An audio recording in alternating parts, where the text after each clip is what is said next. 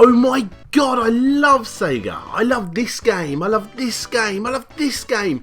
Everything about Sega is absolutely fantastic. Oh my god! Slope, can we cut it down with all the Sega talk already? You know, there's been something I've been meaning to show you. Alright, Slope, check it. This is called a Super Nintendo. Plays some great games. And this puppy right here is the Nintendo 64. It doesn't get much better as far as my childhood's concerned. Oh, and last but not least, the 3DS.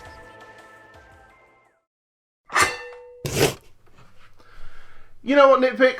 I think you're right. I think it's time to step back from blast processing and play with power. Let's face it, everybody loves Nintendo. If you want to make it big in the world of YouTube, you have to talk about Nintendo. It's not that I don't like Nintendo, I actually do.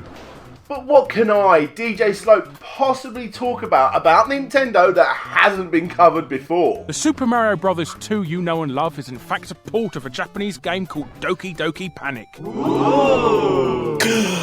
See what I mean? Now, one of my more recent, most popular videos actually, was Sega's first mascot you never knew. So I'm going to take Nitpick's challenge and try and find Nintendo's first ever mascot you never knew. Thanks, Nitpick. Absolutely. And hey, if you want to check out my channel where I do comedy game reviews, top 10s, and other Nintendo related content. Anyway, moving on. Like I said, guys, I've finally found what I class as Nintendo's first ever gaming mascot you never knew. No, obviously I'm not talking about Mario. Heck, if you've seen my 100 facts about Mario video, then you'll know that Mario is in fact not his first name at all. And no, it wasn't Jumpman before that either. Before all of this, he was known as My Video, and also before that he was known as Osan, which loosely translates to middle-aged man. So nope, it's not Osan, and anyway, the game was called Donkey Kong, so surely Donkey Kong was the first one, right? Nope, wrong again. Well, if you go back even further, you have Mr. Game & Watch, a character used over and over again in these little DS-looking dual-screen LCD games from the 80s, and more recently, in Smash Brothers with his own little Amigo figure to boot. A quality little homage to a pretty interesting character. But again, sadly, this guy was not Nintendo's first ever mascot either. Look, this can go on for a while, so let's go all the way back and look at the Nintendo timeline. Here we are in 1973 in Japan, and Nintendo have set up several laser clay shooting systems in old bowling alleys and such. You know that clay shooting game found on the NES on the same cartridge as most Duck Hunt games? Well, this is the first iteration of that game. But anyway, there's no mascot here. Then in 1977 in Japan, Nintendo released the first of 5 home computers, with the first one being called the Color TV Game 6. Now, this machine only really had variations of Pong on it, so no mascot here either. Now, even though the Color TV Game 6 was well received by pretty much everyone that bought it, Nintendo moved to the arcades, and the first ever arcade game the company pumped out was Computer Othello. Wow, don't they look like they're having fun? And nope, no mascot here. Okay, so eventually moving along after several sort of okay arcade games, Nintendo finally released a game back in 1979 that would feature the first character that wasn't, you know, a crosshair or a spaceship. And that was the game that featured the mascot. Sheriff. Here he is, everyone. 2 years before Shigeru Miyamoto released the world's most popular gaming mascot onto the world, he actually graced us with Sheriff. Now, it wasn't just Miyamoto that helped create Nintendo's first ever mascot, character, protagonist, or whatever you want to call him. He was in fact the artist, and the designer was actually another chap called Genyo Takeda, famous for his work on such games as Punch-Out, and more recently a key player in developing this thing.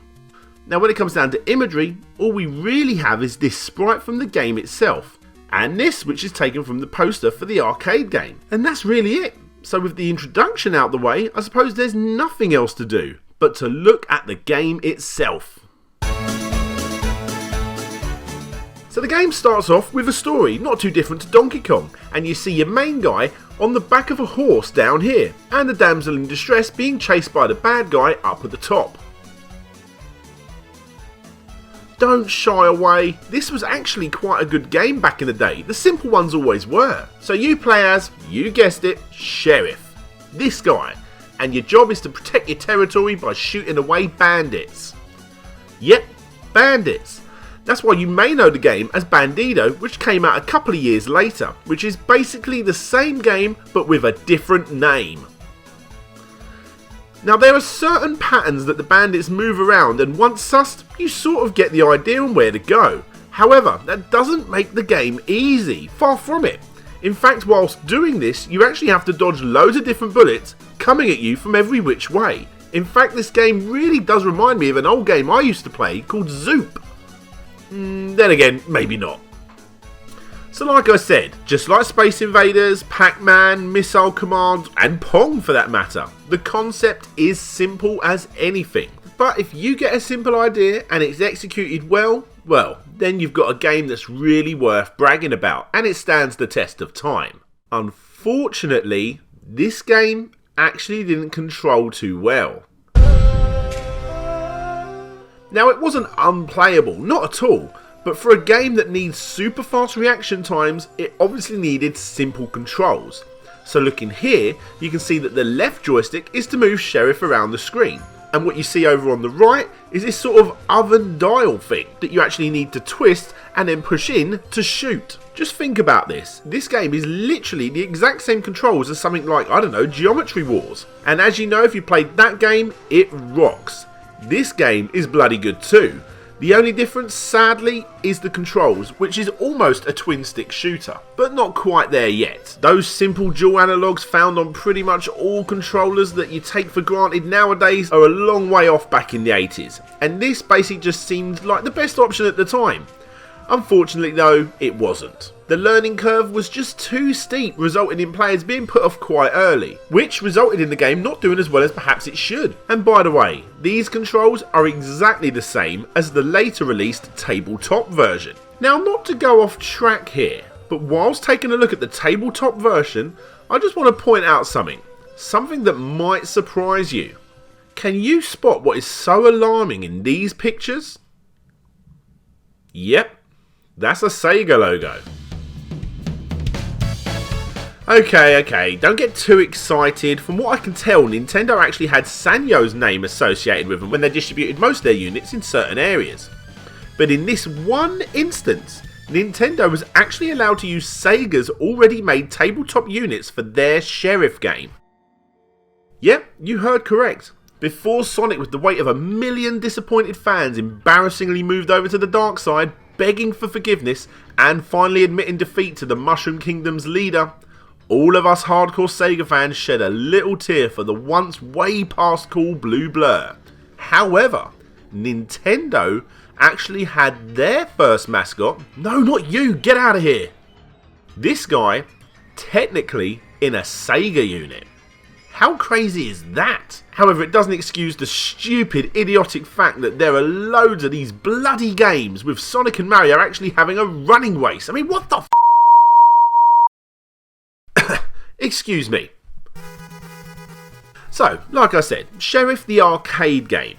Even though the game is really quite enjoyable, it didn't do well back in the day due to the mind-bending 8-way controls. So not long after, Sheriff came back again with Sheriff 2. Honestly, there really isn't much to say, except for now, you just shoot in 4 directions rather than 8, which really made the game a lot easier to pick up. A simple, enjoyable couple of games that, depending on your skill set, can be pretty much enjoyed by all for a short amount of time. You know, that old school arcade games were always able to offer. You could do a lot worse than playing this game. And considering the king of the reboots, Nintendo, have actually put a fresh layer of paint on pretty much all their main franchises, it's quite a surprise that we never got to see Sheriff grace our screen and save his gal from the bandits ever again. Come on, it's Nintendo. And one thing Nintendo know how to do better than anyone is show off its untimely magical history. And one franchise that's made its way on pretty much all Nintendo systems since the Game Boy Advance, and one of my personal favourites to follow, is WarioWare.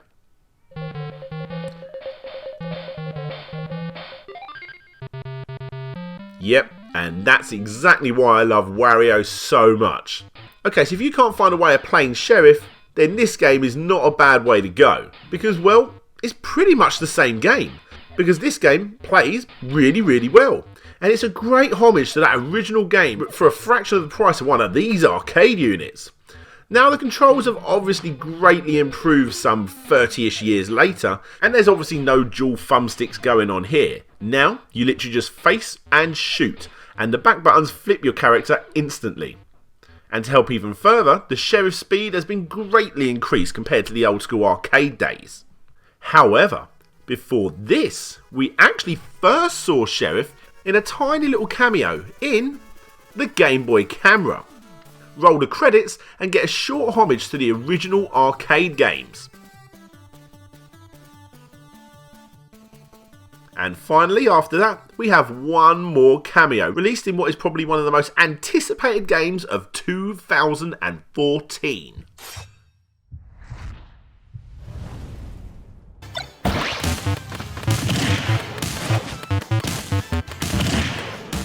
What an amazing cameo. What an amazing homage to Nintendo's first ever mascot you never knew.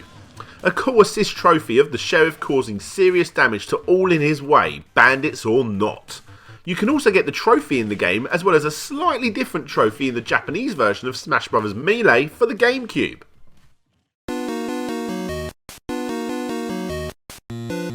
So, there you have it. It's not quite as obscure as Sega's first mascot you never knew, but still, Sheriff in my opinion is Nintendo's first ever gaming mascot. And looking at the timeline from his first appearance all the way up to his appearance in the recent Smash game, he is without a shadow of a doubt Nintendo's longest running character ever designed. So next time you are looking at the great work of Mr. Shigeru Miyamoto, make sure to not forget the one, the only Sheriff. Hey guys, thanks for checking out my review on Nintendo's first ever gaming mascot. Firstly, obviously I've got to give a big shout out to the video that you see right up in the middle, Mr. Jonny Nitpick, who obviously helped out with this video with his little cameo at the beginning. I highly suggest you guys go check out his channel if you're a big fan of Nintendo. My second big shout out goes out to my sister Elizabeth Kerr, who helped out with the animation segment of this video. And finally, another big shout out goes out to Larry Bundy Jr. for letting me use his Super Mario Bros. 2 clip that you saw right near the beginning as well. But enough about them. If you want to check out more of my stuff, you'll see up on the top left Sega's first mascot you never knew, and on the top right the complete history of Earthworm Jim. Make sure you come and check me out on social media by searching for Slopes Game Room on Facebook and Twitter. If you want to see videos like this and previews like this a week early, then come and check me out over on Patreon. If you're not subscribed already, make sure you click on that subscribe button, give me a thumbs up, and well, I think that's all I can say here. Guys, thanks so much for watching my video. This is DJ Slope signing out, and hopefully I'll see you all next time.